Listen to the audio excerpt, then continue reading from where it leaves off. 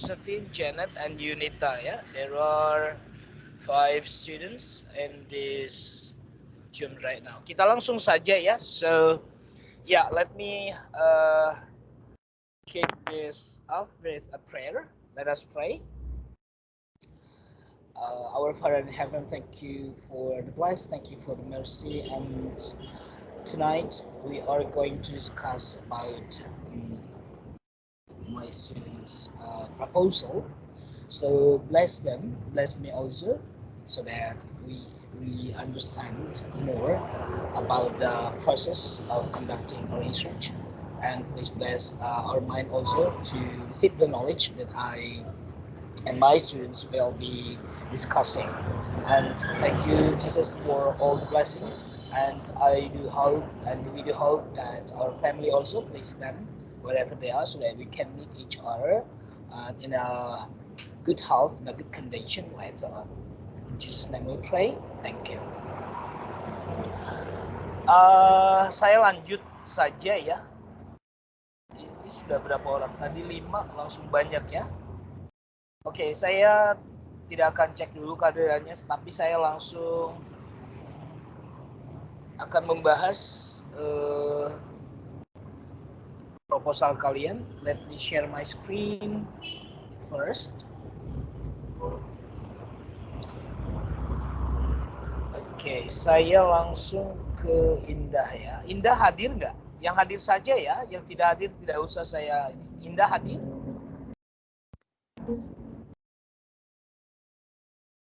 Indah ada di sini?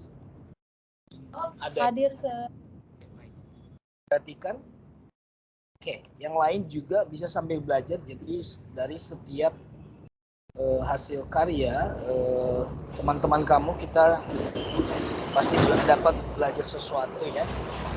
Jadi bukan kamu hanya fokus untuk ketika saya menunjukkan proposal kamu. Oke, saya tulisnya di sini no theory and method. Kenapa waktu itu belum ada teori kamu masukkan? Ya, di sini masih state purpose. Oke, saya mau tanya ke kamu. Dari judul ini, Indah, dari judul Translation Techniques of Figurative Language Used in English to Indonesian Subtitles, ini teori apa yang kamu gunakan nanti?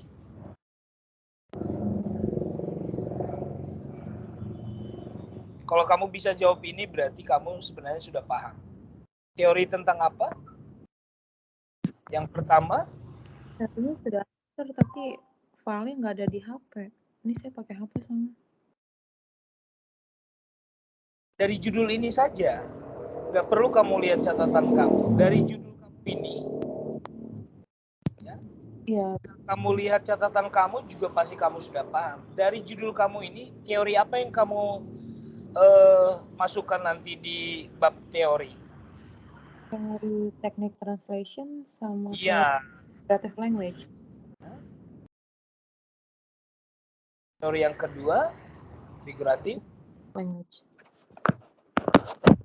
Tapi saya mau tanya, apakah hanya khusus 2 teori ini saja? Iya. Tidak perlu pengertian penerjemahan? Enggak, Sir. Hanya 2 teori. Tekniknya aja, Sir. Oh. Kamu harus menjelaskan apa dulu penerjemahan. Gak mungkin tiba-tiba ada teknik penerjemahan, terus Iya ada, Sir. arti penerjemahannya saja orang belum tahu. Gitu. Pola pikirnya kayak gitu ya. Definisinya ada, Sir. Iya. Ya, paling di atas itu pasti translation, definition of translation, baru nanti kalau saya usulkan setiap ada aktivitas baru proses. Nah, kamu nanti masukkan proses terjemahan, baru kamu masukkan teknik penerjemahan. And then figurative language ya. Figurative language itu ya karena memang ini bukan bidang linguistik murni, berarti langsung kamu masuk apa sih yang disebut dengan figurative language dan macam-macam atau kategori figurative language. Oke, di sini kamu sudah paham ya. Oke, yang saya tanyakan lagi, metode penerjemahan kamu seperti apa? Karena di sini tidak terlihat. Coba kamu jelaskan apa sih metode metode penelitian itu?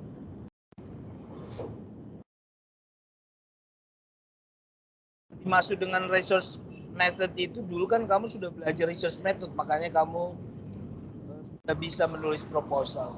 Apa yang kamu pelajari waktu di research method?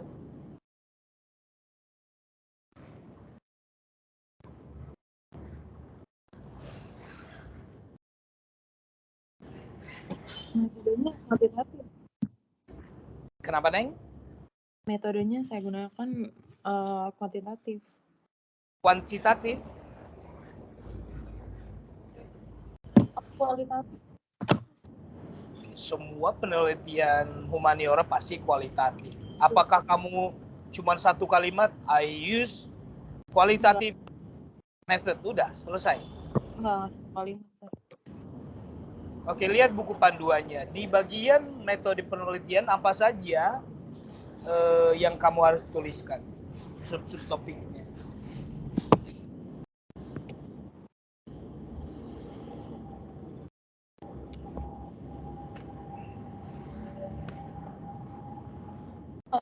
Simpan di HP, Sir. Udah ada. Oke, kalau sudah ada berarti kamu sudah paham ya? Ya, sudah paham, Sir. Dasari saya lewat thank you, berarti sudah paham. Saya tuliskan oke di sini ya. Baik.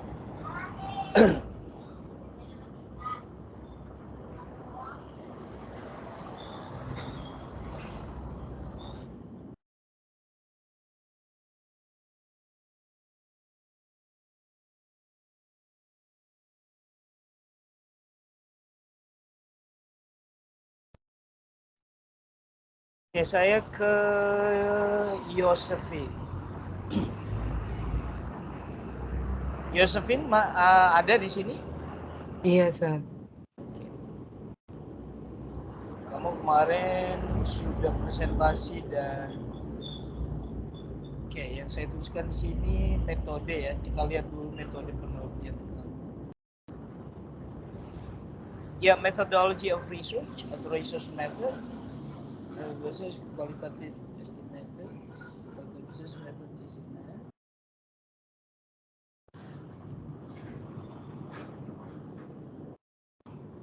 Broadly speaking, the types of, nggak usah ya, ini karena kita sudah meneliti, nggak usah lah kata-kata apa ya penghias kayak broadly speaking ini langsung saja ya. According to Sudarwan dan Darwis, there are many types of qualitative, there are many stages in conducting qualitative research. They are, jadi nggak usah broadly speaking ya, nggak usah pakai kata-kata inilah kayak dalam percakapan sehari-hari gitu, karena ini adalah bentuk tulisan. Formulate the problem as collecting data in the field. Nah, ini yang harus kamu jelaskan, Josephine. Apa sih yang dimaksud dengan formulate the research problem? Nah, di collecting data ini apa langkah-langkah yang kamu lakukan? Ini kan cuman umum, harus ada penjelasannya. Bagaimana kamu collecting data ya, langkahnya. In collecting data ya, kamu tuliskan ya biar kamu paham. Dan bagaimana kamu nanti setelah mengumpulkan data, cara-cara kamu mengumpulkan data itu bagaimana, dan bagaimana kamu mengkategorikan data. Jadi kamu harus mengkategorikan data ya, karena kamu di atas kan menyatakan apa nih judulnya, transistently figurative language. Bagaimana kamu menentukan apakah itu figurative language apa bukan ya, apakah itu teknik terjemahannya yang A atau yang B atau yang mana gitu. Jadi cara menentukan kategori data itu seperti apa, nah kamu harus jelaskan. Jadi nggak ada kucuk-kucuk data langsung kamu analisis ya, karena di situ ada mengenai linguistik juga, figurative language. Jadi mengkategorikan data itu seperti apa. Oke, untuk menganalisis data juga kamu harus jelaskan ya. berapa data yang ada dan berapa data yang kamu pilih untuk dianalisis. Saya nggak yakin kamu misalkan dapat 100 data terus kamu analisis semua, ya. Jadi berapa yang kamu pilih untuk dianalisis, ya. Dan kenapa misalkan kamu pilih 20 data yang dianalisis, ya. Kenapa harus 20 yang dianalisis? Nah, ini sering menjadi pertanyaan si penguji, ya. Oke, jadi ini harus yang masuk akal alasannya. Oke, formulate study analysis di sini maksudnya apa ini? Formulasi study analysis, karena kan nggak ada penjelasan di sini, orang nggak paham. Ya, how to formulate the result of the study, ya. Make recommendation. Apa sih di sini maksudnya make recommendation? Nah, jadi setiap poin ini harus kamu jelaskan, khususnya yang tadi yang saya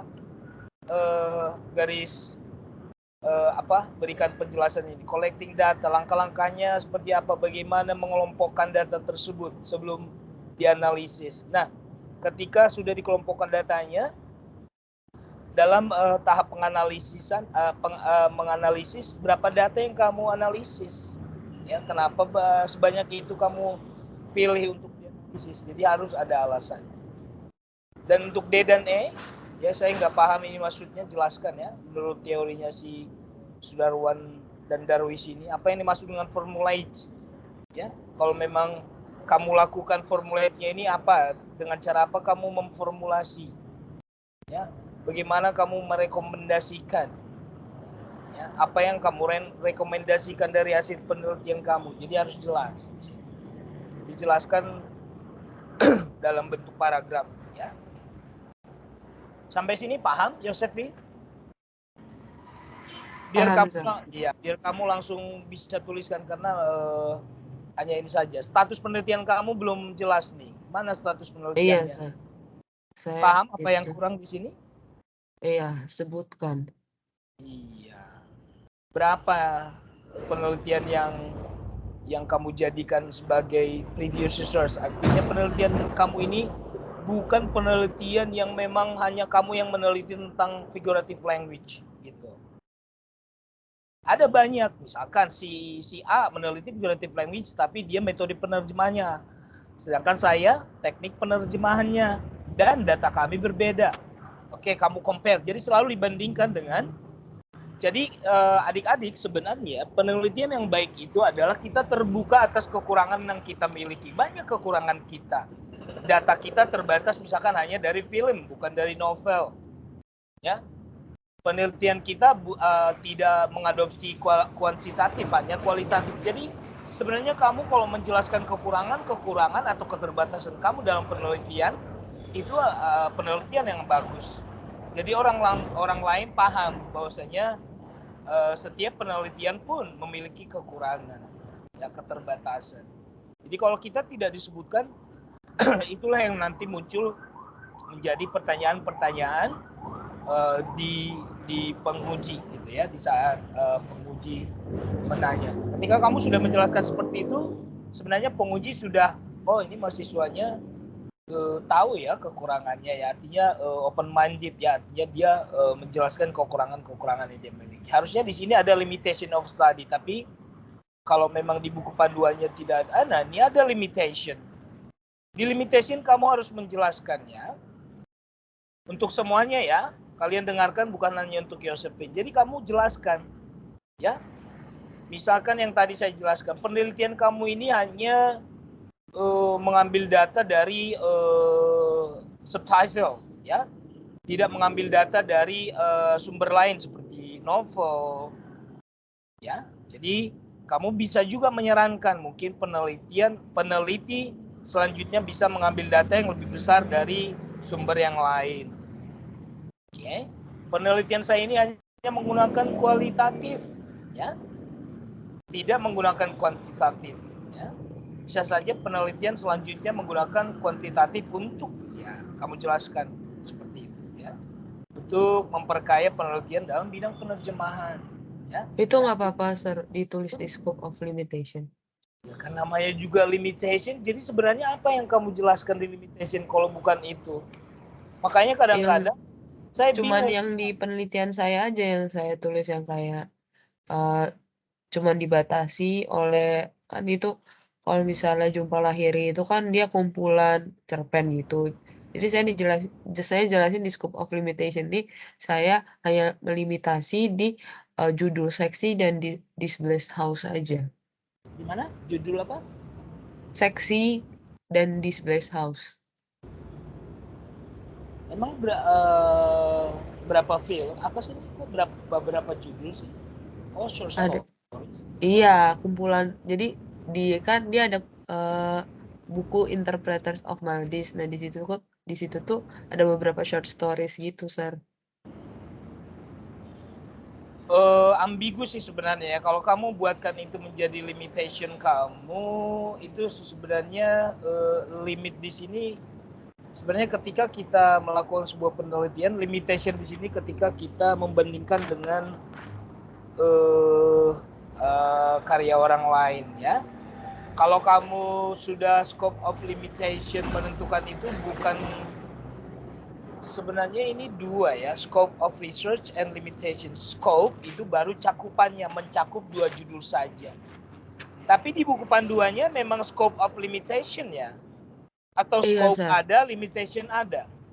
Scope of limitation aja. Salah kayaknya. Tapi nggak apa-apa lah kalau memang itu ditulis seperti itu, kamu tambahkan saja. Kalau ini memang cakupan, sebenarnya cakupan itu adalah mencakup apa sih penelitian kamu ini? Berarti mencakup tentang linguistik di bidang apa figurative language itu cakupannya ya. Dan cakupan yang kedua adalah mengenai penerjemahan. Dan cakupannya lagi itu sih cakupannya. Tentang limitation baru kamu tadi yang saya bilang kekurangan-kekurangannya. Tapi kalau misalkan kamu membuatnya di scope and limitation itu masih limitation, tapi limitation kamu yang membatasi diri kamu. Artinya limitation di sini bukan kamu yang membatasi diri kamu loh. Hal-hal yang memang tidak bisa kamu jangkau. Artinya gini, kalau diberikan misalkan waktu hanya 6 bulan, ya kamu meneliti banyak, ya kamu nggak bisa menjangkau. Makanya limitation di sini bisa time satu, ya. Artinya karena yang diberikan misalkan 6 bulan berarti data kamu ya memang sebatas waktunya hanya bisa menganalisis dua cerita. Bukan kamu yang membatasi diri kamu langsung saya pilih hanya 2 cerita. Apa alasannya? Nah, makanya kamu harus jelaskan.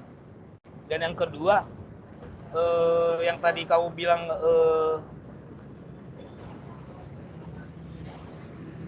pokoknya di sini di limitation ini kamu pokoknya menjelaskan semua kekurangan penelitian kamu lah yang tadi ya. Contohnya kamu hanya menggunakan kualitatif bukan kuantitatif. Data kamu misalkan hanya dari short story, bukan dari novels, bukan dari movies ya. Nah itu. Atau kamu menjelaskan di akhir data saya ini mungkin terbatas dan saya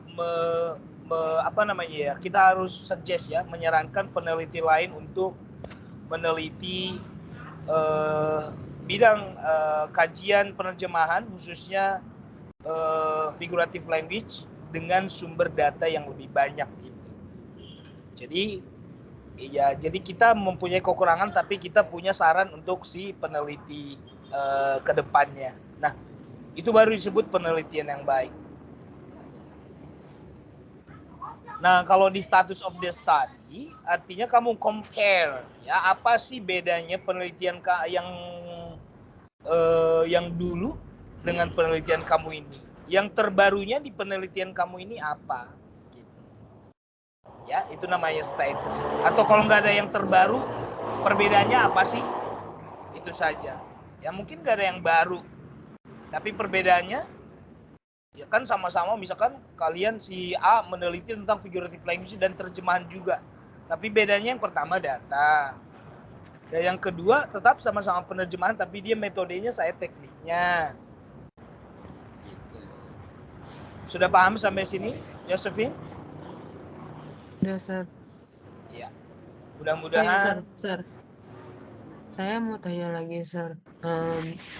Ini tuh perlu saya highlight nggak sih, Sir, dimasukin ke judul yang seksi sama Displaced House? Nggak usah, itu nanti di research method. Kan di situ kan kamu harus menjelaskan data kamu kan.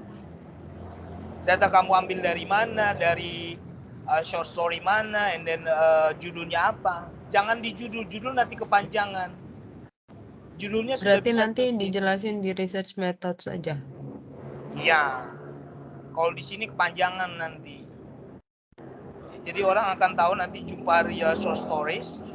Kalau mereka mau melihat short stories yang mana sih, biasanya mereka lihat di penjelasan mengenai data. Di research method ya, kalau nggak salah. Atau masih di background. Saya nggak tahu buku panduannya. Untuk Saya penjelasan juga mengenai nggak tahu, Sir.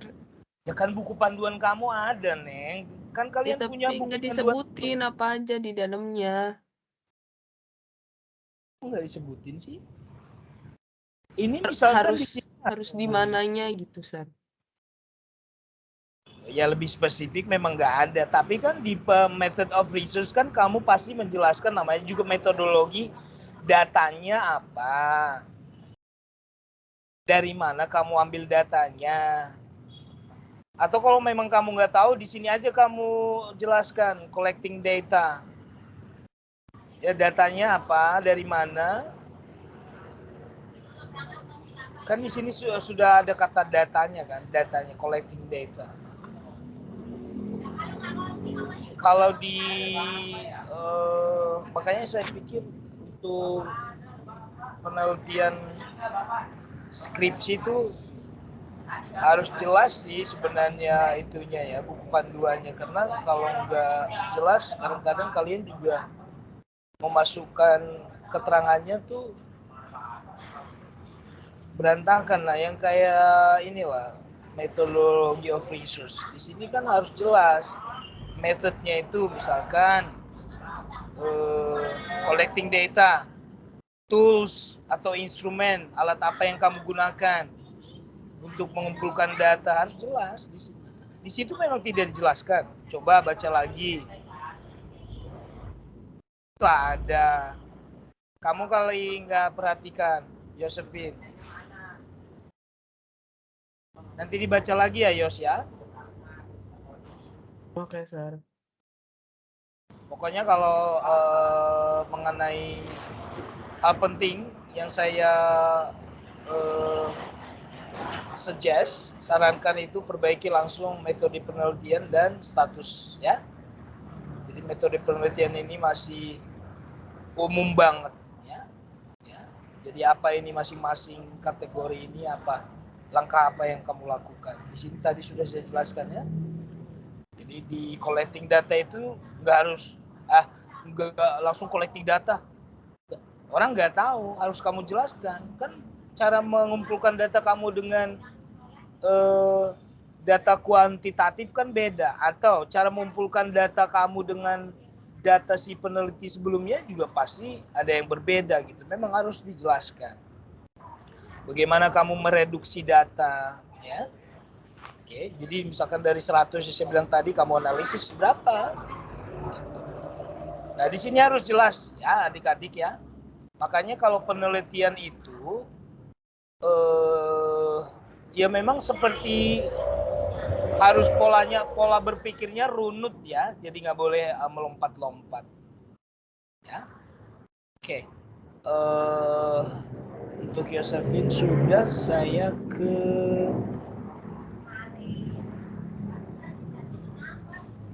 ada Janet di sini. Ada, Sir. Janet, itu penelitian kamu masih pure linguistik sepertinya ya. Saya buka dulu ya. Kamu nggak ada bidang-bidang penerjemahannya di sini. An analysis the meaning of idiom and translate it English into Indonesian. Maksudnya siapa yang menerjemahkan ini? Saya, saya menerjemahkan, jadi kan di film itu kan ada idiom-idiom gitu, Sir. Nah, saya coba menerjemahkan dari bahasa idiom ke Inggris, dari Inggris ke Indonesianya. Oh, kamu kalau saya sih nggak menyarankan ya kalau untuk di bidang penerjemahan, Neng, kalau kita masih mahasiswa S1 tidak boleh penelitiannya itu kamu yang menerjemahkan. Kamu masih sebatas menganalisis, bukan menghasilkan karya terjemahan. Itu di S2 baru kita diperbolehkan menghasilkan terjemahan dan kita analisis hasil terjemahan kita. Kalau di S1 belum. Kamu belum diperbolehkan mahasiswa S1 itu untuk menghasilkan penerjemahan dulu karena kamu masih belajar. Kamu hanya mengcompare atau menganalisis data sesuai dengan teori-teori penerjemahan.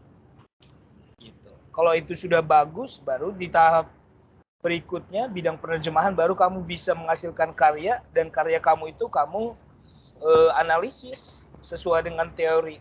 Kalau di S1 masih sebatas ada data itu bukan kamu yang menerjemahkan tapi orang lain, kamu hanya menganalisisnya. Paham nggak, Janet? Oh, berarti kalau misalnya saya dapat bahan, misalnya ada orang yang sudah menerjemahkan idiom dari film tersebut, terus saya pakai bahannya dari orang yang sudah menerjemahkan, saya jadi kategorikan, misalnya saya pakai metode dari Molina sama Albir, kan itu kan ada 18 kan, Sir. Nah, saya kayak mengkategorikan gitu masih bisa kan, Sir? Nah, memang itu kan sebatas kamu kan, data kamu kan, bukan kamu yang menerjemahkan kan? Siapa penerjemahannya itu? Saya belum cari sih, Sir, karena ini saya pure saya terjemahin sendiri gitu. Belum boleh masih profesor itu juga menyatakan kita kan masih belajar. Masuk akal sih. Di S1 itu kan kita masih mempelajari teori ya. Dan kita belum diperbolehkan untuk melakukan penerjemahan sendiri dan itu yang kita jadikan menjadi penelitian kita. Ya. Seperti yang kamu bilang tadi itu yang memang kan tadi juga saya jelaskan. Hasil penerjemahan orang yang kamu analisis menurut teori siapa? Tadi kamu bilang teorinya si Molina. Molina mengeluarkan teori tentang apa? Teknik ya. Ya udah kamu analisis lah data kamu itu yang berhubungan, data kamu itu pasti berhubungan dengan idiom, di sini sudah jelas. Ambillah semua kata-kata idiom kata-kata idiom dari bahasa Indonesia yang diterjemahkan ke bahasa Inggris sebagai bahasa sasaran. Nah, kamu analisislah nanti hasil terjemahan yang di bahasa Inggris itu menurut teorinya si Molina dan Albir. Apakah misalkan penerjemahan idiom ini diterjemahkan tetap idiom, apakah diterjemahkan secara literal, apakah tidak diterjemahkan, ya tergantung teorinya si Molina menyatakan seperti apa. Ya Janet ya, jadi saya tidak menyarankan kamu untuk meneruskan ini ya, translate it. Jadi kamu belum saya usulkan untuk menerjemahkan. Jadi misalkan belum dalam sebagai penerjemah. Kamu hanya di sini sebagai penganalisis ya, menganalisis sebuah hasil terjemahan ya menurut teorinya si Molina dan Albir.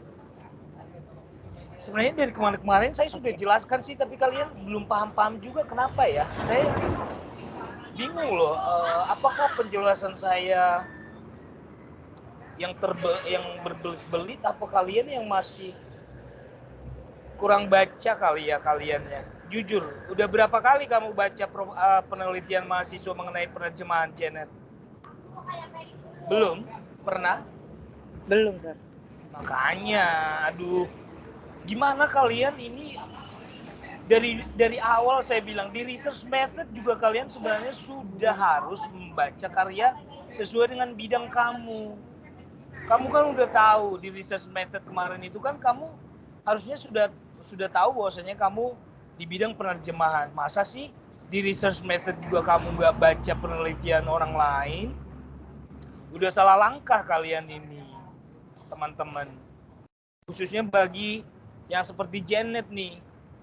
Coba-coba mau membuat penelitian tapi bentuk penelitian orang lain aja belum dia baca. Ya, jadi nanti hasilnya juga akan belepotan lah, karena kamu gini loh, pola pikirnya gini. Kita mau membuat sesuatu, membuat sesuatu, ini kan kamu bukan karya terbaru kamu, kita hanya mengembangkan lah istilahnya. Mengembangkan dalam artian kita mengikuti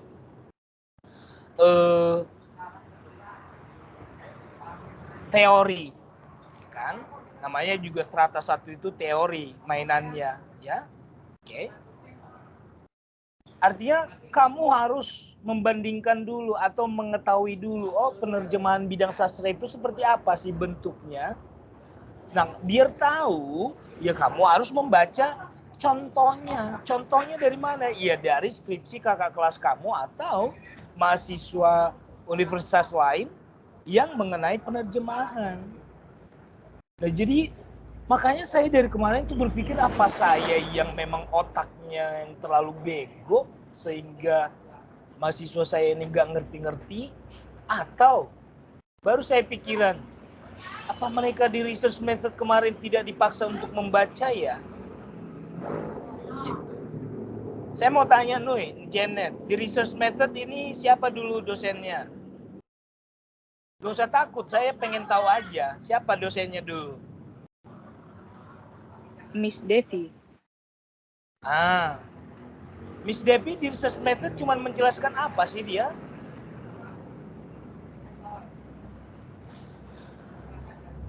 Cuman pengertian aja, apa bedanya kualitatif, apa kuantitatif itu.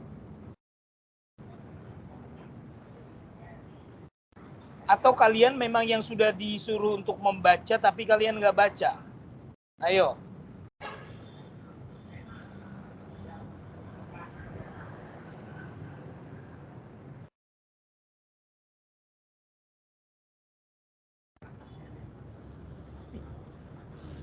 Kalian ini ya. Kalau udah seperti ini saya minggu kemarin sudah saya bilang ya adik-adik ya, belum tentu nanti saya ya paling mungkin 1-2 orang dari kalian yang mungkin diberikan untuk saya bimbing. Tapi bagaimana kalau misalkan dosen lain yang membimbing kalian dengan keadaan yang seperti ini? Saya nggak tahu. Apalagi ini bidang penerjemahan. Dikasihlah nanti misalkan ke yang bukan bidang penerjemahan, contohnya Pak Janes.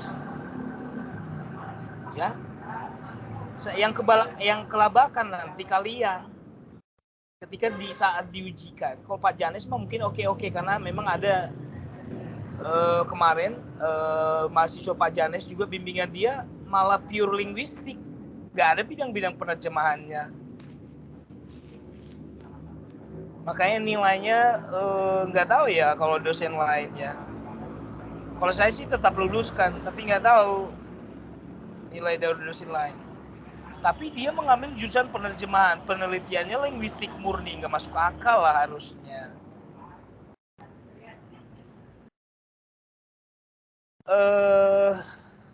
Pokoknya adik-adik, khususnya Janet, ini kalau yang saya lihat sih sebenarnya untuk langkah-langkahnya kamu sudah ini ya. Cuman dari penelitiannya ini diganti ya, bukan translate tapi analysis of idiom, analysis of translation, analysis of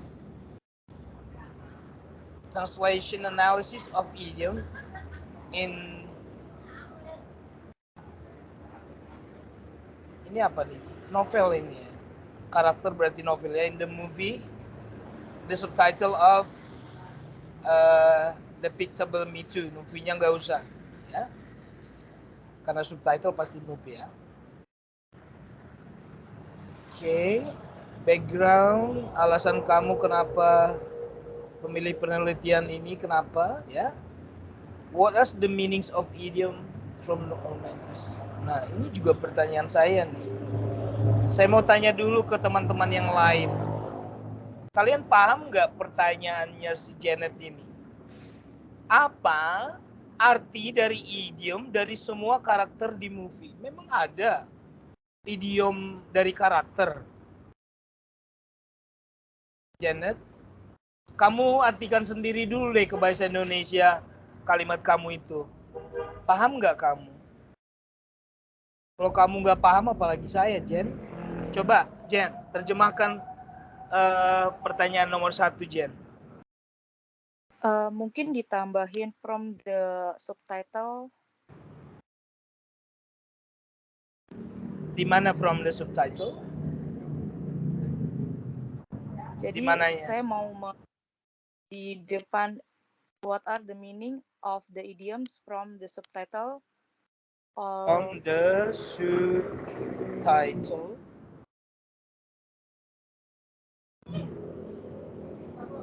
Enggak, bahasa Indonesia dulu deh, Nek. Biar saya paham. Kalau bahasa Inggris saya makin pusing. Apa bahasa Indonesianya nih?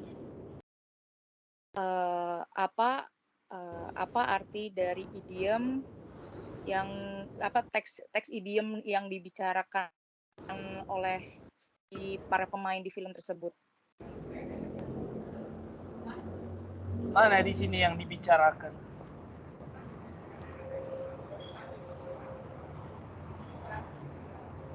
Enggak ada. Nah, apalagi kalau saya karena orang Indonesia membaca bahasa Inggris tulisan orang Indonesia, saya mungkin paham. Tapi buat orang bule ini, orang yang punya bahasa sendiri pasti akan puyeng. Apa sih maksudnya ini? Apakah arti dari idiom dari semua subtitle pemain-pemain utama di movie tersebut? Subtitle dari pemain utama? Nggak ada subtitle dari pemain utama. Jadi nggak usah kamu langsung batasi dari karakter utama. Kamu ambil aja dulu semua idiom yang ada di movie itu, tanpa harus kamu membatasi idiom-idiom yang diucapkan pemain utama. Kamu kenapa langsung membatasi ini dari main karakter? Jen? Kenapa kamu langsung membatasi diri mengambil teks percakapan yang hanya diucapkan oleh karakter utama? Kayaknya saya salah tulis, Sir. Soalnya saya di situ di bawahnya itu saya ambil teksnya tuh dari semua karakternya, jadi bukan main karakter, semua pemain-pemainnya. Ya kalau semua, makanya tadi saya makin bingung ketika ada karakter di sini. Kamu bukan orang linguistik yang memasukkan karakter. Jadi ini nggak usah.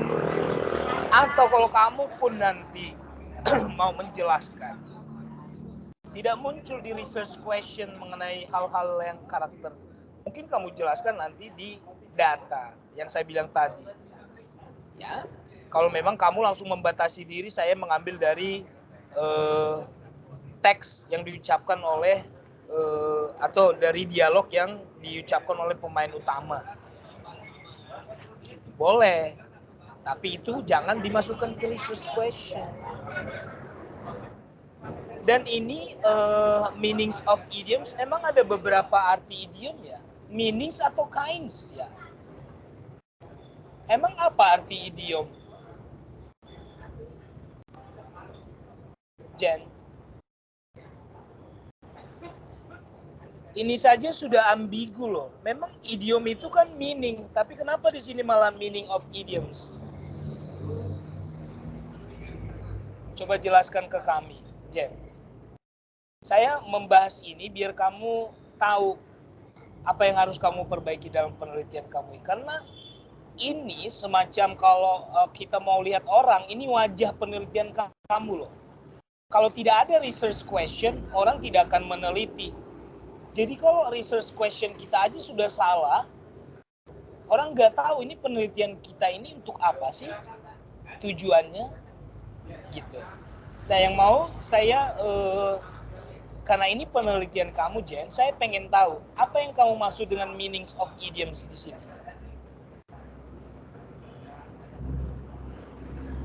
Jadi maksud saya tuh seperti yang di judul tadi, Sir. Jadi dari idiomnya itu sendiri, ya saya terjemahkan, saya artikan ke bahasa Inggris maksud dari arti idiomnya tersebut, Sir. Maksud dari idioms. Ada nggak teori mengenai maksud dari idioms? Atau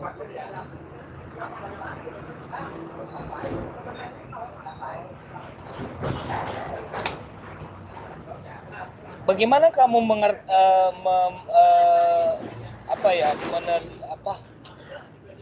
yang tadi mengartikan makna idiomnya? Dari mana cara kamu? Ada nggak teori mengenai meanings of idioms? Itu yang saya tanya.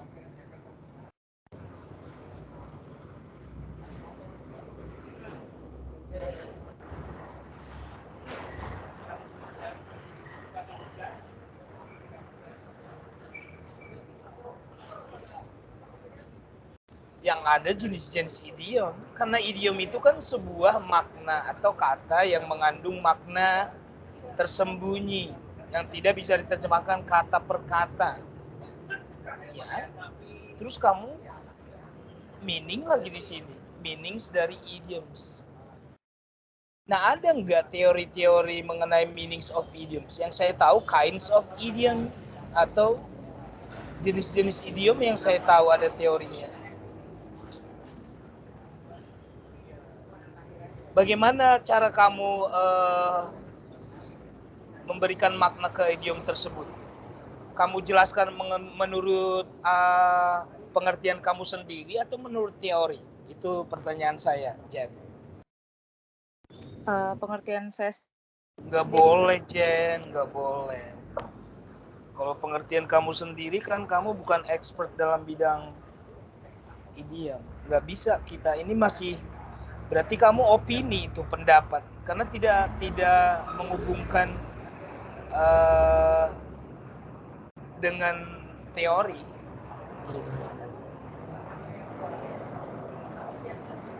Jadi nggak bisa diterima halayak umum karena itu kan menurut kamu individu secara personal pengertian idiom tersebut. Oke.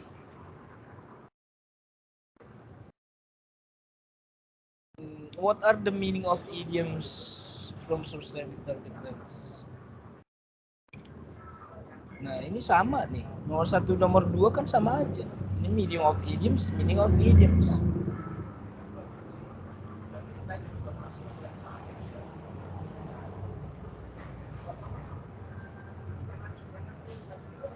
Oke, tadi kamu kan judulnya kamu sudah paham ya. Coba judulnya kamu ganti dulu deh.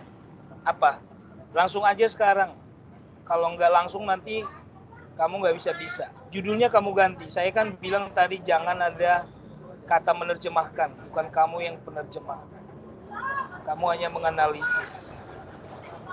Oke, sekarang ganti judulnya. An analysis the kinds of the idiom. Oke.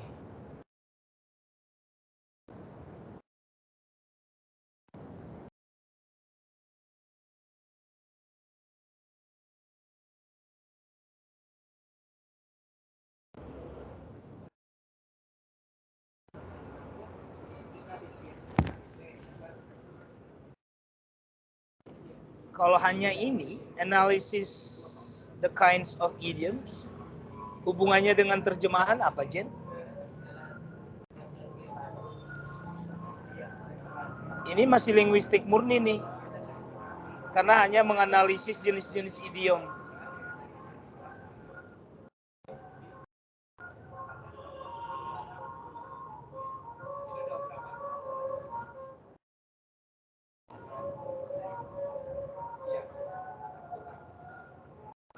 Oke, Janet, mungkin butuh minggu ini baca dulu dia contoh skripsi senior kamu mengenai penerjemahan. Minggu depan saya tanyakan lagi apakah kamu sudah paham atau belum. Karena saya nggak tahu lagi cara menerangkannya ke kalian satu persatu. Jadi saya ingin kalian lihat dulu contoh karya penelitian yang sudah jadi ya, dari senior-senior kamu, baik itu dari UKI maupun dari universitas lain. Kamu pahami dulu ya, kamu pahami dulu, lihat judul mereka, lihat pertanyaan mereka di research method ya. Jadi memang seperti ini pola pikirnya gini adik-adik, judul tidak akan jauh dari research question. Artinya research question ini ada muncul dari judul. Ya. Kalau di sini sudah ada problem ya, research question atau problem. Kalau di sini sudah ada problem, di sini pasti ada goals ya. Kalau di sini ada dua, pasti goalsnya ada dua. Artinya pertanyaan ini dijawab di sini, gitu ya. Nah, itu yang saya lihat selalu penelitian mahasiswa, saya baca aja judulnya. Betul nggak sih judulnya itu terlihat di research question? And then research questionnya ini benar nggak tujuan penelitiannya sama dengan ini, artinya menjawab research question.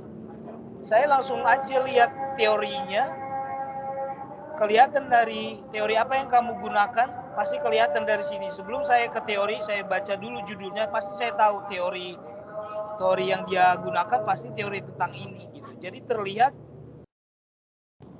dari judul semuanya. Jadi judul ini seperti wajah kita adik-adik. Dari judul ini nanti kita bisa membuat research question. Dari judul ini kita bisa melihat teori apa yang digunakan. Dari judul ini kita bisa melihat apa sih tentang apa sih hasil penelitiannya nanti. Jadi semuanya itu terlihat dari judul. Jadi kalau judul kamu bermasalah, ya itu dipertanyakan, gitu. Karena ini adalah wajah penelitian kamu. Mudah-mudahan Janet dengan membaca penelitian senior kamu semakin paham dulu. Saya kembali ke kamu minggu depan ya, Jen ya. Oke, Sir. Iya, baik. Janet belum oke dulu ya. Saya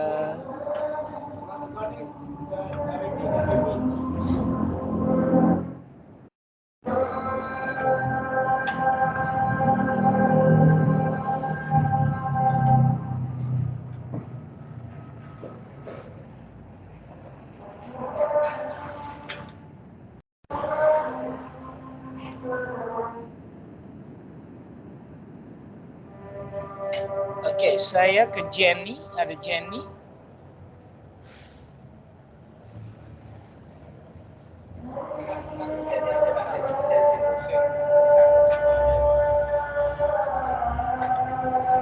Jennifer nggak ada.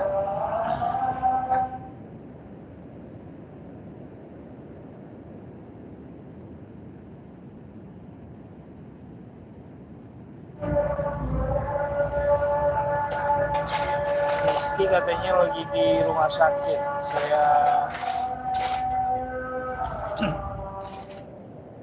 akan ya. Mailisa ada?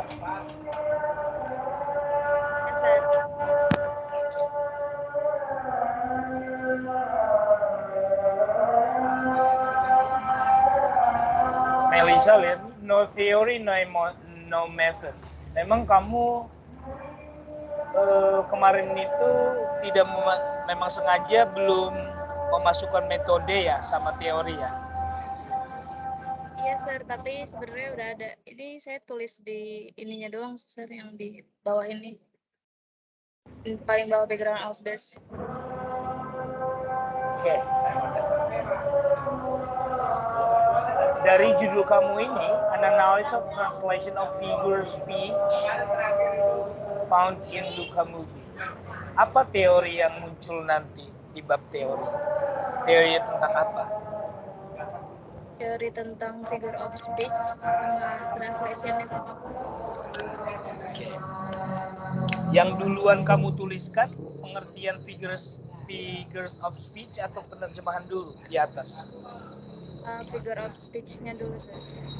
Jangan, karena ini kan penelitian kamu mengenai bidang penerjemahan. Dan data kamu itu kan, data utamanya kan hasil memang berhubungan dengan penerjemahan. Tapi data khusus kamu mengenai figures of speech. Ya, berarti pola cara berpikirnya adalah pengertian penerjemahan, ya, proses penerjemahan, dan ini yang saya mau tanya adalah penerjemahan apa? Ini penerjemahannya luas banget. Jadi penerjemahan figure of speech yang di subtitle itu, sir, yang di bahasa Indonesia artinya itu udah benar atau belum? Sudah benar atau belum? Berarti kamu hanya untuk mengetahui kualitas penerjemahannya, betul? Iya, sir. Bagaimana kamu melakukan assessment atau penilaiannya? Teori siapa yang kamu gunakan? Jadi yang di pertanyaan nomor pertama ini pakai teori Abram teori, sir. Ya, yang saya Ngebahas- tanya, Hah? kalau ini yang sudah jelas, teorinya pasti teorinya tentang linguistik punya kan, mengenai figure of speech. Nah, ini yang saya tanyakan. Kalau yang kedua itu pakai teori dari Larson, sir. Dia tentang the degree of acceptability of figure of speech translation. Jadi dia ada kayak kriteria translation kayak acceptability translation gitu. Siapa yang suruh kamu melakukan pengujian atau penilaian terhadap hasil penerjemahan tersebut? Kamu? Enggak, mungkin bisa dari dosen atau yang punya kredibilitas gitu, sir. Nah itu, untuk melihat kredibilitasnya dari mana? Itu yang mau memang kamu sudah pola pikir kamu sudah bagus ya, berarti orang yang punya ilmu mengenai penerjemahan. Siapa saja? Dosen, oke. Apakah semua dosen? Mungkin Apakah Miss Mike kredibel untuk melakukan assessment dalam penerjemahan?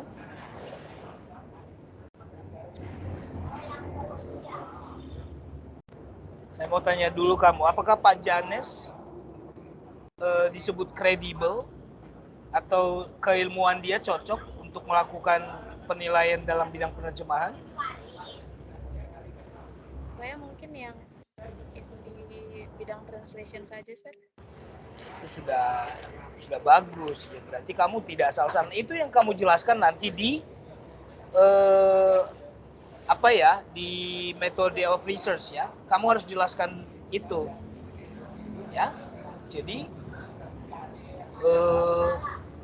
kamu nggak asal kucuk-kucuk langsung dapat hasilnya itu natural, itu clear, itu apa gitu. Siapa yang menilai?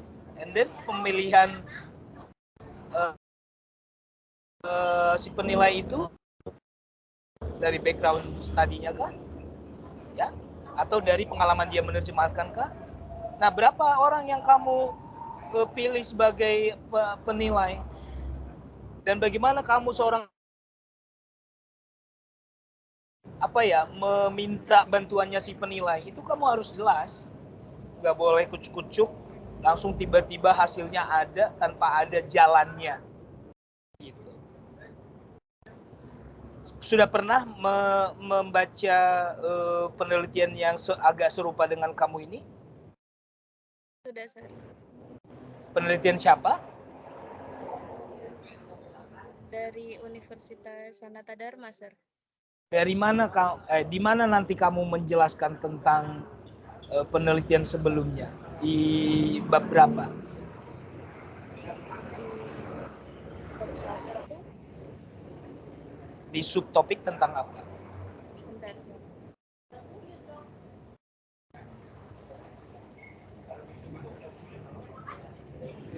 status of the study ya, Sir. Iya. Oke, pola pikir kamu sudah masuk akal ya. Jadi sekarang kamu harus siap-siap menjelaskan proses yang tadi saya buatkan ya. Berarti kamu nanti menjelaskan di collecting of data.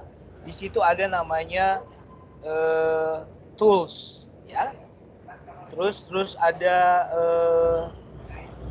data validation, validasi. Bagaimana kenapa data kamu itu disebut figure of speech?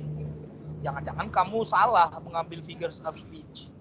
Oke, ada data validation, datanya benar-benar valid nggak kalau itu figures of speech. Dan di saat analisis data, kamu harus menjelaskan siapa yang menilai, ya, siapa yang penilai dan bagaimana mereka melakukan proses penilaian, ya.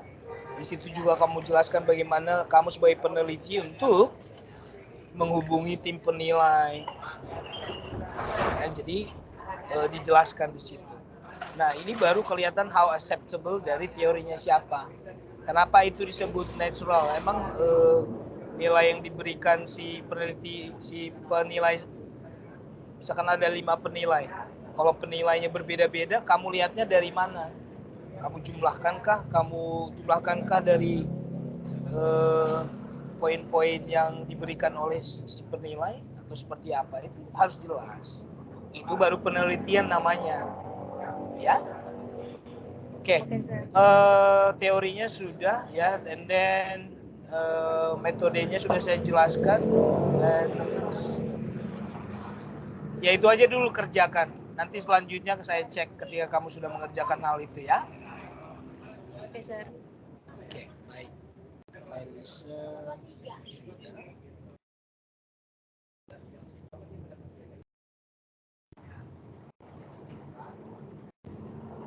Satu orang lagi ya, capek saya guys. Michelle ada, Michelle? Elisa oke. Michelle ada?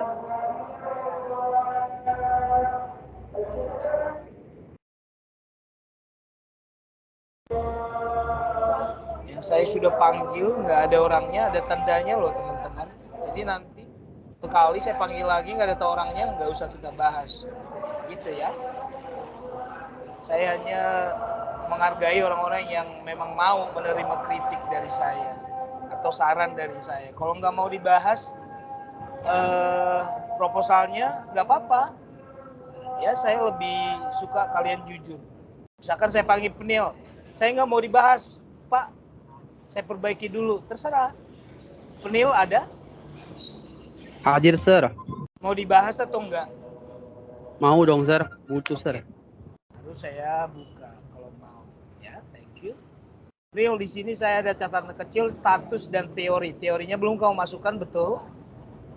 Betul, tapi saya sudah waktu itu kan Sir bilang pas saya presentasi teori saya itu masih belum jelas. Saya udah ketemu teorinya, Sir. Sudah tahu teorinya? Pakai apa teori? Sudah, Sir. Teorinya Hendrik Gottlieb, Sir. Itu soal tekniknya, Sir. Dia ada 8, Sir. 8 teknik penerjemahan, betul? Iya, betul. 8 ya. Oke, setelah ini teorinya ada satu ini. Ada teori lagi yang lain? Ada, Sir. Untuk translation quality-nya, Sir. Translation quality berarti agak sama dengan Melissa tadi. Ya. Itu apa? Teori siapa yang kamu gunakan? Yang soal Nababan, Sir. Dia menjelaskan kalau translation itu quality-nya dibagi jadi 3. Akurasi, accessibility, sama readability, Sir. Oke, boleh ya. Nababan yang tahun 2012 kalau nggak salah itu ya. Translation teknik sudah, translation quality sudah. Nah, yang saya jelaskan ke Melissa tadi sudah kamu dengarkan kan? Karena penelitian sudah, kalian, ya berarti kamu sudah tahu langkah-langkah bagaimana kamu memilih si tim pemberi nilai kan? Ya, sudah, Sir. Ya, dan terus nanti datanya bagaimana kamu mengolahnya, ya setelah kamu olah, baru kamu bisa tentukan apakah itu natural, apakah itu clear, apakah itu menurut teori Nababan kan? Ada 3 tadi kan? Iya, Sir. Oke. Sudah, berarti kamu hanya status penelitiannya belum ada ya? Apa sih status penelitian itu? Iya, Sir.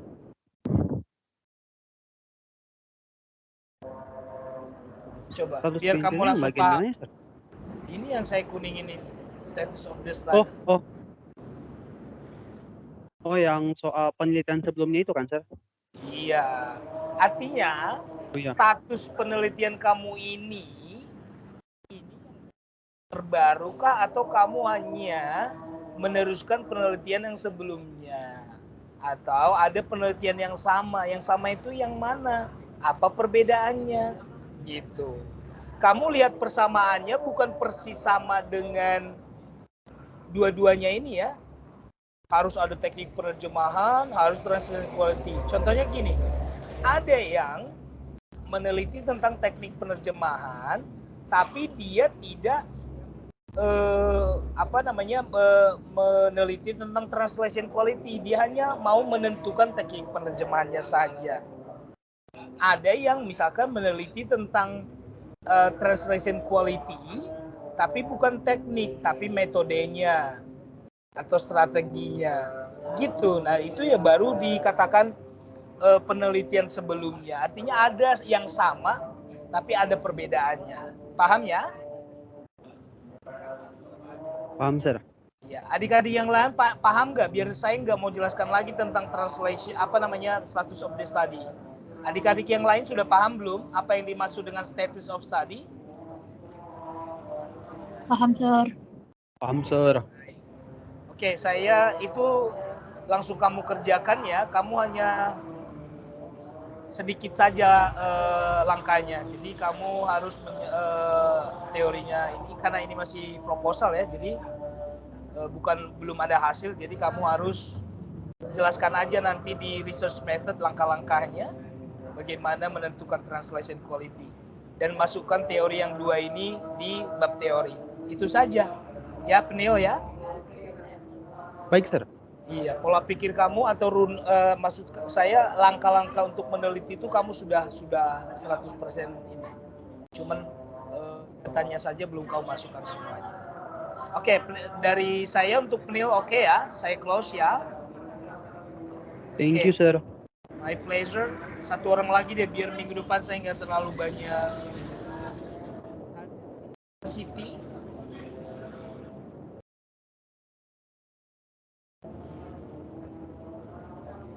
Ada, Sir.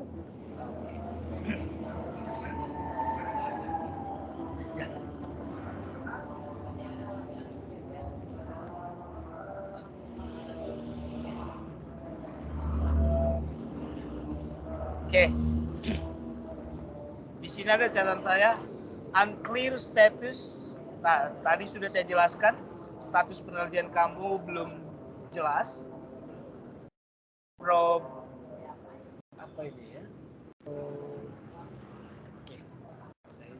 Problem of research. Oke. Problem of research kamu masih kurang jelas nih, Neng. Apa yang what kind of metaphor use digunakan oleh siapa?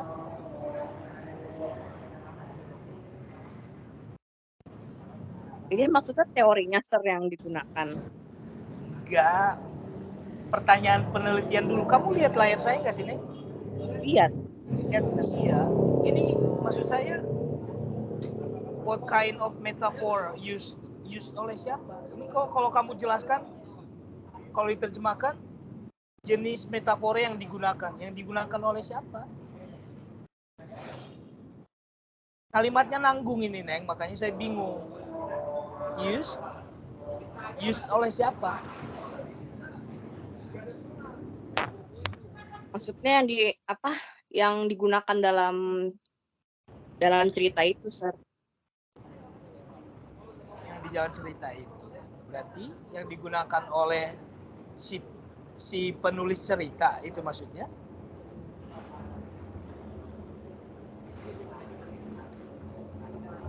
Maksudnya metafor dalam biasa. Kemarin Suaranya saya putus-putus. tes pas sudah terdengar Hanya di otak kamu yang paham. Tanpa kamu sambungkan kalimat ini, orang lain nggak paham, Neng. Mungkin di kamu sudah paham. Biar kami sebagai pembaca paham, jelaskan dulu kalimat kamu ini. Buat yang lengkap apa? What kind of metaphor used? ya sir, apa kan kemarin saya sempat ngambil teorinya Naimah itu sir yang live metaphor and dead metaphor itu sir. Saya mau Yang lain dengar suara Siti Rahayu putus-putus atau ke saya aja yang putus-putus? Yang lain coba responnya. Putus, Sir. Iya, suara kamu putus-putus, Neng Sarah. Di mana kamu ini? tes. Halo sir, apa masih putus-putus sir? Oke, coba diulang lagi. Kenapa tadi? Alasan kamu kenapa?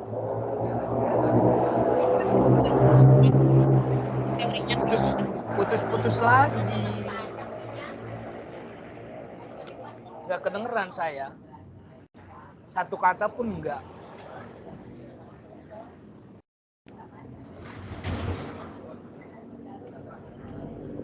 Coba dicabut dulu headsetnya, ntar dipasang lagi. Coba. Saya nggak pakai earphone sir. Apa saya lift Kenapa? dulu? Saya masuk lagi. Ini sudah terdengar. Coba jelaskan. Jadi waktu itu kan saya sempat masukkan teorinya Naimah sir yang tentang live metaphor and dead metaphors. Itu jenisnya ya. Ya. Oke, sekarang. Jadi untuk apakah di cerita ini menggunakan live metaphor atau dead metaphor? Kalau memang ada dua-duanya dijabarkan sir seperti itu. Tetap kan judulnya kamu mau melihat jenis metafornya kan, Neng? Iya. Maksud saya kamu jelaskan metafor yang digunakan oleh siapa? Yang digunakan oleh si penerjemah atau yang digunakan oleh si penulis cerita atau si penulis buku? Putus-putus lagi nih. Saya pusing kalau udah begini karena ini hal penting. Oke, saya jelaskan ya pola pikirnya nih. Jadi kalau kamu mau melihat data, mau mencari data tentang jenis-jenis metafor, berarti data utama kamu berarti source language-nya. Nah, setelah kamu dapat jenis-jenis metafor di source language-nya, kamu lihatlah apa sih hasil penerjemahan atau si penerjemah itu menerjemahkan si jenis-jenis metafora ini pakai strategi apa? Sudah paham belum? Iya, sir. Jadi use-nya ini use-nya kamu jelaskan nanti ya. Tanggung ini. Sudah paham belum? Pak, saya. Hah? Apa sudah jelas? Dari saya pasti lancar suaranya karena dari kamu yang putus-putus tadi. Tapi kamu dengarkan suara saya ya. Dengar, sir. Berarti nanti diperpanjang kalimatnya. Jangan what kind of metaphor use. Ya, orang bingung kamu peneliti yang menggunakan metafornya atau si penulis kah atau si penerjemah kah atau si pembaca gitu. Jadi harus jelas kalimatnya, jangan tanggung-tanggung seperti ini, ya. Oke, sir. Ini juga what strategies are digunakan oleh siapa? Sebagai peneliti atau yang digunakan oleh si penerjemah? Sir, lebih ke penulisnya sih, sir. Berarti ke author, by author. Memang author itu yang menerjemahkan bukunya sendiri? Bukan, sir. Ya berarti bukan autornya yang menerjemahkan metaforanya, Neng. Kan? Kamu aja salah. Oke, sekarang datanya itu kamu ambil dari buku nggak? Dari buku ya? Ini dari mana Yes, ini buku? Buku apa Iya judulnya? dari yang mana, Sir? Ya judul yang kamu mau analisis ini, bukunya ini, datanya kamu ambil dari buku apa judulnya?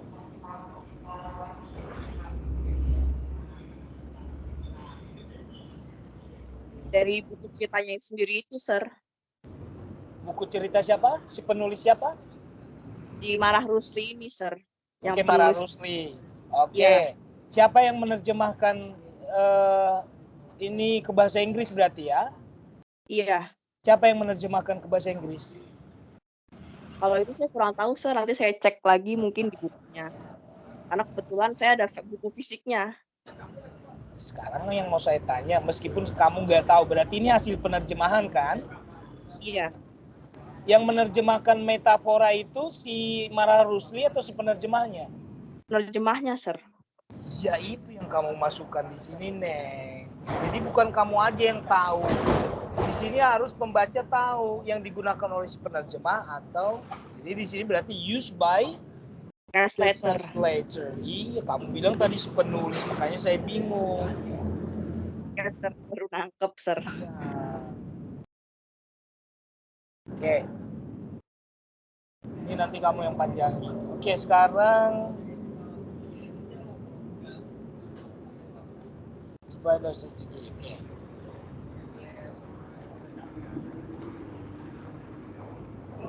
Dari judul kamu ini, Analysis of Metaphor Translation in Novel Satuna. Apa teori yang kamu gunakan nanti? Di bab teori apa yang kamu pakai? Saya masukkan teorinya Molina dan Albir, Sir. Oke. Berarti teknik ya? Iya.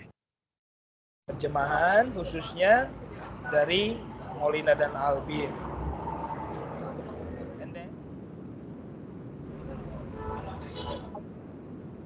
Teori metaforanya saya ambil dari Naimah, Sir, namanya. Ya, apa teori tentang apa? Metafor ya? Ya, tentang live and death metafor itu. Penting kamu, kenapa saya tanya? Karena kalau kamu sudah tahu menjelaskan, berarti kamu tidak salah. Kalau saya yang tahu, ya bukan saya penelitinya, makanya saya tanya. Karena kamu peneliti, berarti benar ya. Tetapi sebelum teknik ini nanti di atas ini pasti selalu ada arti atau definisi penerjemahan. Jadi tidak ada teknik penerjemahan tanpa definisi penerjemahan dulu ya. Tetap selalu diawali dengan arti penerjemahan menurut beberapa ahli. Mungkin kamu masukkan 3 atau 4 ya. Kamu baru ke teknik penerjemahan and then pengertian metafora, pengertiannya dan jenisnya ya. Jenis-jenis metafora menurut teori siapa ya. Oke, itu sudah. Oke, di sini status penelitian kamu belum ada ya, belum lengkap ya, udah? Statusnya ya. Tadi sudah saya jelaskan, coba jelaskan lagi. Di status penelitian ini kamu menjelaskan tentang apa sih? Kalau di sini saya tulis, this research not only will be analyzing the metaphor that are found in original works, but also finding out what type of metaphor. Ini bukan status penelitian. Status penelitian ini berarti yang saya jelaskan tadi ke teman-teman yang lain, katanya kalian sudah tahu. Mau yang saya tanya adalah, status penelitian kamu ini, apakah penelitian kamu ini yang benar-benar penelitian terbaru tentang metafora dan tentang teknik penerjemahan, atau penelitian yang tentang metafora dan teknik itu sudah banyak dilakukan orang? Oh. Kalau memang sudah ada, ambillah beberapa, minimal 2, biasanya 2-3 penelitian terdahulu yang membahas mengenai penerjemahan dan mengenai figurat metafor. Apa bedanya dengan penelitian kamu? Jadi kamu jelaskan penelitian A yang berjudul ini. Perbedaannya dengan penelitian saya ini adalah, nah itu baru dinyatakan status. Jadi orang melihat beda penelitian kamu ini dengan penelitian yang terdahulu. Begitu ya Sarah ya?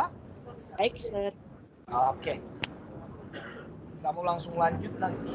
Jadi minggu depan saya khusus untuk yang ini ya. Silakan datang kalau mau dibahas. Ini saya tandai Tirza.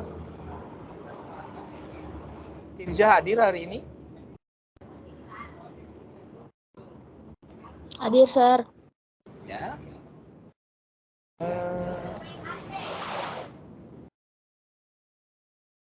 Yunita ada? Hadir, Sir. Oke. Minggu depan Tamara, Tirza, Tamara dan Yunita, and then yang tadi saya panggil Michelle nggak ada tadi, Christy, Jennifer, Janet, mungkin saya akan tanya lagi minggu depan. And then Desak minggu kemarin nggak masuk ya? Masuk, Sir. Tapi sudah saya bahas ya minggu lalu ya? Sudah, Sir. Tapi kamu saya tandai XX di sini belum paham ya apa yang saya jelaskan ya kemarin ya? Iya, Sir. Belum lengkap gitu, Sir. Kita bahas lagi ya. Cindy ada hari ini?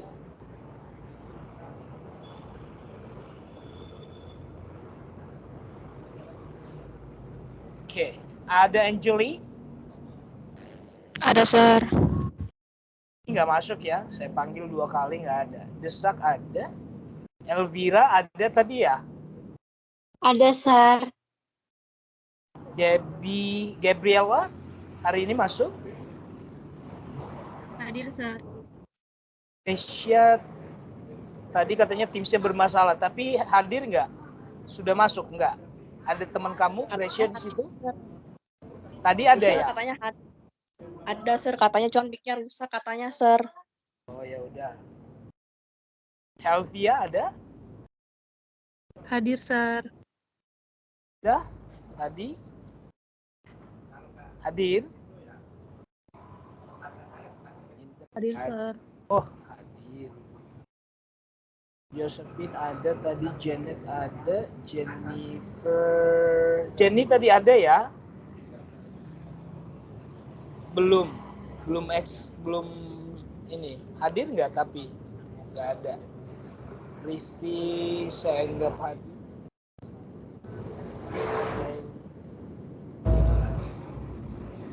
Tadi sudah oke.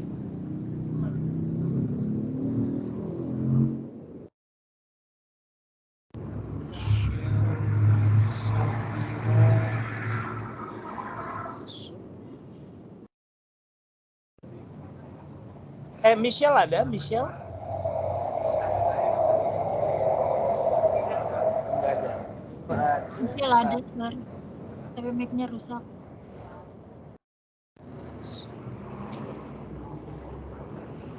Kalau mic-nya rusak biasanya dari mana? Laptopnya atau dari headsetnya? Sepengalaman kalian. Laptopnya, Sir, ngebok tiba-tiba. Dari koneksi juga, Sir. Oke, Yunita ada, Tamara ada. Saya panggil lagi, Jennifer nggak ada hari ini, Elvira nggak ada. Elvira ada, maksudnya Cindy. Betul ya?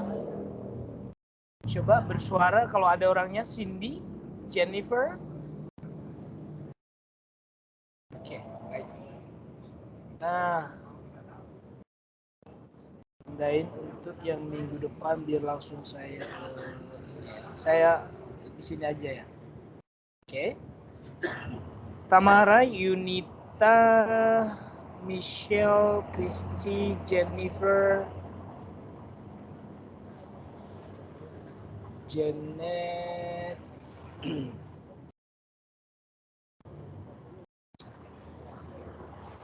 Desak, dan Cindy. Masih banyak juga ya. Oke, buka sebentar kamera kalian, adik-adik. Tidak saya paksa, yang penting ada. Artinya saya mengajar orang, bukan hanya foto. Ya. Sebentar ya. Oh, saya lupa ya ngerekamnya adik-adik ya. Gak apa-apa, yang penting kalian dengerin lah. Gak usah direkam-rekam juga. Direkam di otak aja. Oke, 1, 2,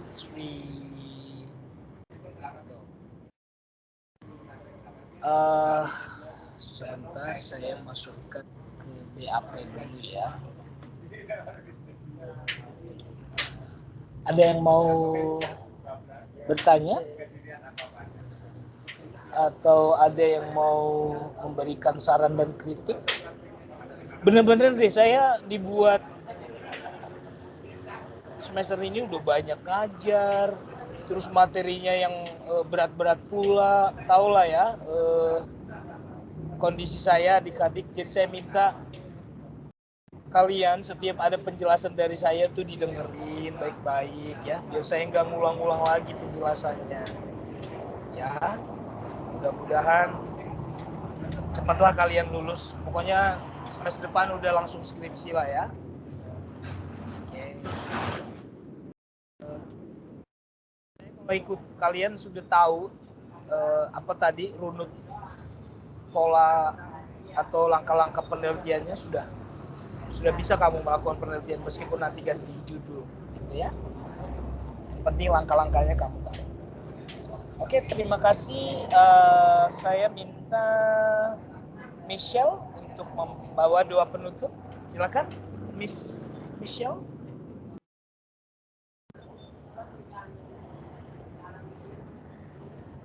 Ini yang suaranya tidak terdengar ya. Oke, Helvia deh. Bisa Kak? Bisa, Sar. Oke, silakan. Mari kita bersatu di dalam doa. Tuhan Yesus yang baik, terima kasih Tuhan untuk kesempatan pada malam ini. Kau telah mengumpulkan kami bersama-sama untuk berdiskusi hasil proposal kami Tuhan, dan juga sudah direvisi oleh Sergun sebagian, dan kiranya apa yang sudah Sergun berikan masukan bisa kami perbaiki supaya hasil proposal kami ini bisa lebih baik lagi. Sebentar kami akan berpisah satu sama lain, kami akan beristirahat, kiranya Engkau memberkati istirahat malam kami ini, dan kami percaya Engkau akan selalu menjaga dan menyertai kami. Dalam nama Tuhan Yesus Kristus, kami telah berdoa dan mengucap syukur. Haleluya. Amin. Amin. Ya, adik-adik, kalau bisa malam ini biar nggak lupa langsung diperbaiki ya. Kalian jangan nunda-nunda, ini hal penting biar cepat lulus. Oke, God bless you all. I'll see you next week. Bye. Thank you, Sar. Thank you, sir. Thank you, sir. Hati ya.